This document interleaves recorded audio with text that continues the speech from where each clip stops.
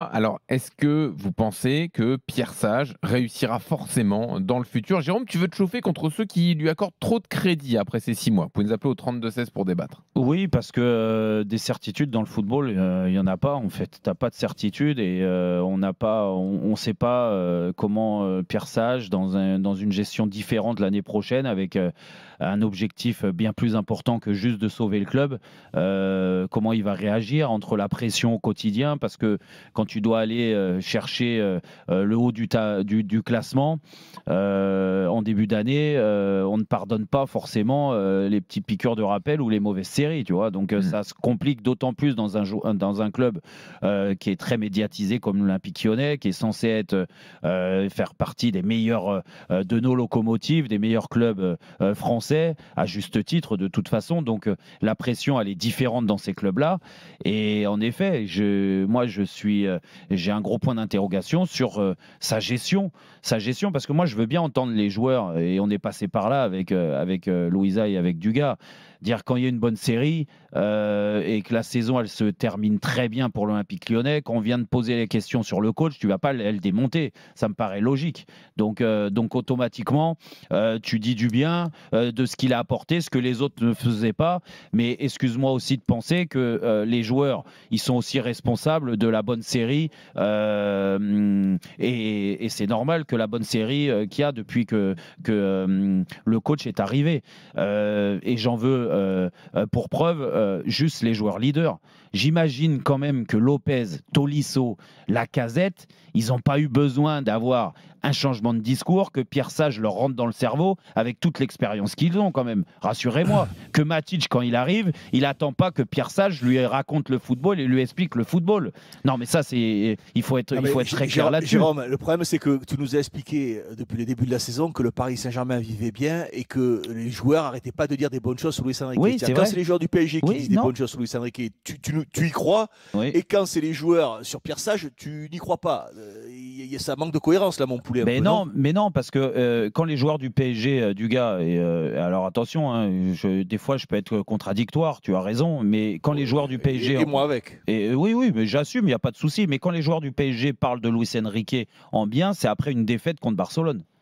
Tu vois, donc c'est là-dessus que je te dis ça, c'est que quand ça allait pas très bien, et à l'époque de Barcelone, souviens-toi ce qu'on n'a pas dit après le match aller, les joueurs du PSG étaient sortis du bois en disant avec le coach, nous on y croit, on est ceci, cela.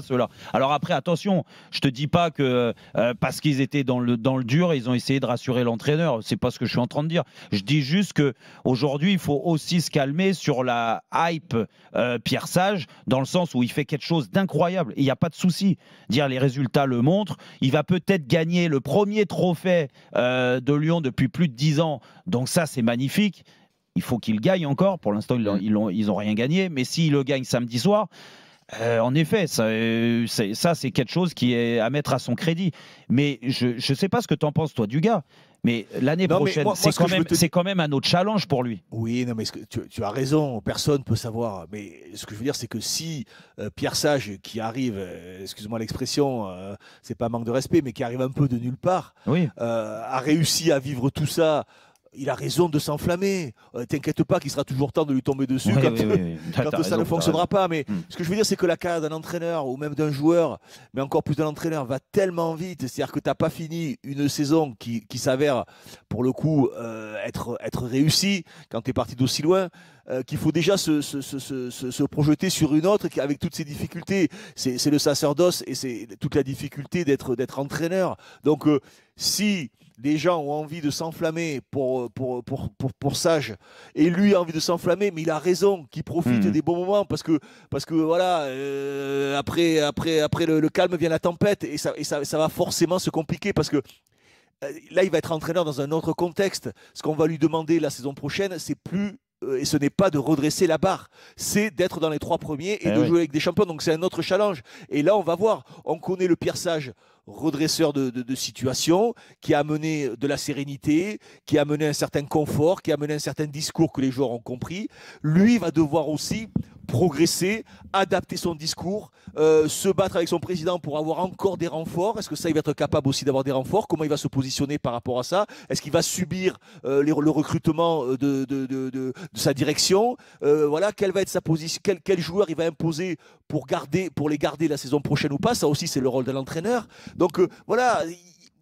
Il y a tout à découvrir de Pierre Sage. C'est pour ça que je comprends ce que tu veux dire, Jérôme, et c'est vrai qu'il ne faut pas s'enflammer.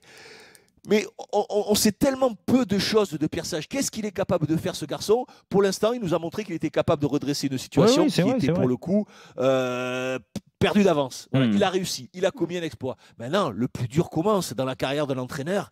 C'est tellement difficile d'être entraîneur dans le football d'avant et d'aujourd'hui. C'est pour ça que, écoute, voilà, qui s'enflamme. Il a raison, mais c'est vrai qu'il faut y aller mollo, comme tout. C'est comme pour un bon joueur qui a fait 10 super bons matchs, et après tu le vois de suite. Et c'est pour ça, voilà. En fait, moi je dis pas que je suis donneur de leçons et que c'est le message que je dois faire passer et qui doit exister.